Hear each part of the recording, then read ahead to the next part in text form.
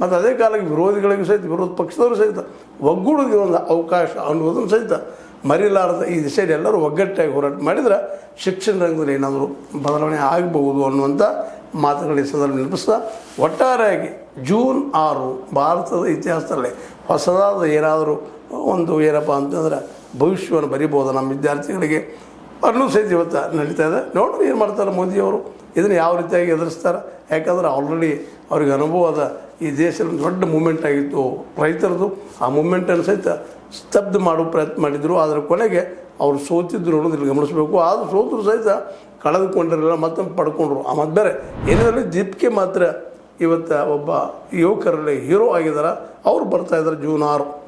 ಅವ್ರು ಬಂಧಿಸ್ತಾರ ಬಿಡ್ತಾರ ಮೋದಿಯವರು ಅಂತ ಹೇಳ್ತಾ ಇದು ಇವತ್ತಿನ ಸ್ಪೆಷಲ್. ಇದು ನಿಮಗೆ ಲೈಕ್ ಆಗಿರ್ಬೋದು, ಲೈಕ್ ಮಾಡಿ, ಶೇರ್ ಮಾಡಿ, ಕಾಮೆಂಟ್ ಮಾಡಿರಿ, ಜೊತೆ ಸಬ್ಸ್ಕ್ರೈಬ್ ಮಾಡಿರಿ. H16 ನ್ಯೂಸ್ ಅರ್ಥ ತಿಳಿಸಿದ್ದಾರೆ ಎಂಬುದು ಸತ್ಯದ ಕೈಗನ್ನಡಿ.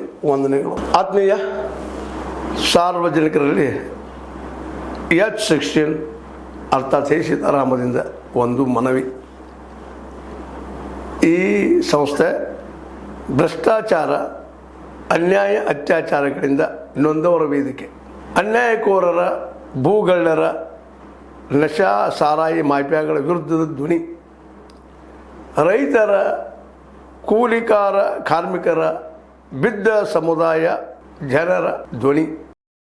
ಬೆಂಬಲವಾಗಿ ನಿಂತು ತನುಮನ ಧನದ ಸಹಾಯಕ್ಕೆ ಸಾರ್ವಜನಿಕರಲ್ಲಿ ಕೋರಿಕೆ. ದಾನದ ಸಹಾಯ ನೀಡಿ ಸ್ವಾತಂತ್ರ್ಯ ಪತ್ರಿಕೋದ್ಯಮ ಉಳಿಸಿ ಬೆಳೆಸಿ. ವಂದನೆಗಳು. ತಮ್ಮನ್ನೇ ನಂಬಿರುವ ಮಲ್ಲಪ್ಪ ಇ ಜೋತಾವರ್.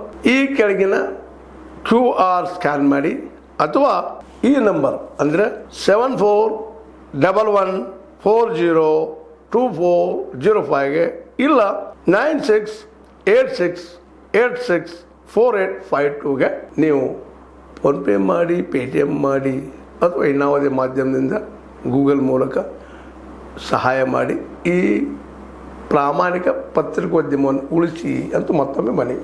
ವಂದನೆಗಳು.